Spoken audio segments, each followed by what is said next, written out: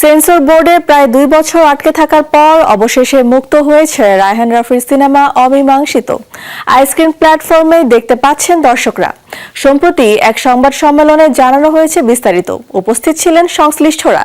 এই প্রোগ্রামের দিন রাতে সাংবাদিক দম্পতি অর্ণব এবং নিতুকে নৃশংসভাবে হত্যা করা হয়। পোড়ামন 2, পরাণ, সুড়ঙ্গ, তুফান, তাণ্ডবের মতো সিনেমা নির্মাণ করে সুনাম অর্জন করা নির্মাতা রায়হান রাফি পরিচালিত অরিজিনাল ওয়েব ফিল্ম অমীমাংসিত।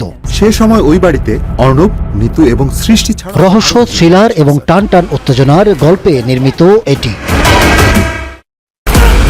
ওয়েব ফিল্মটি মুক্তি উপলক্ষে আয়োজন করা হয় এক সংবাদ সম্মেলনের, যেখানে নির্মাতা রায়হান রাফির সঙ্গে উপস্থিত ছিলেন ইমতিয়াজ বর্ষণ, তানজিকা আমিন, AK আজাদ সেতু, সেউতি, আব্দুল আল সেন্টু, শাহজাহান সৌরভ সহ অনেকে।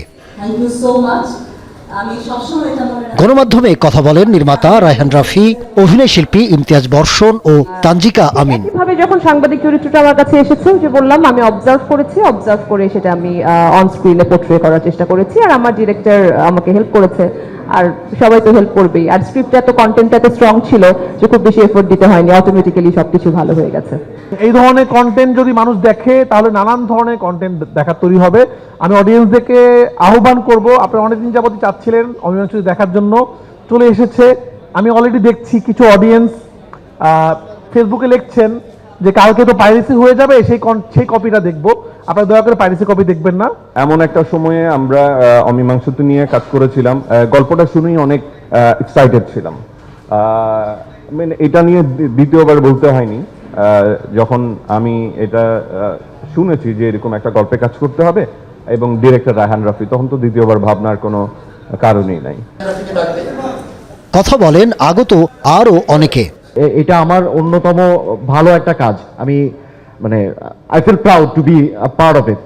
আমার এক্সপেরিয়েন্স ছিল যে মনে হয় 7 মিনিটের 6 মিনিটের লম্বা সিন বোধহয় এক থেকে আমার করতে হয়েছিল।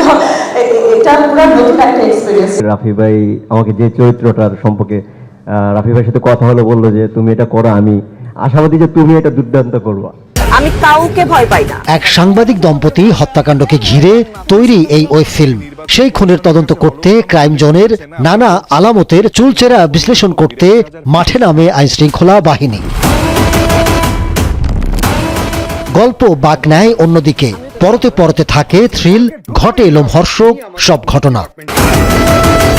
Ahmed Tauquir, showbiz tonight.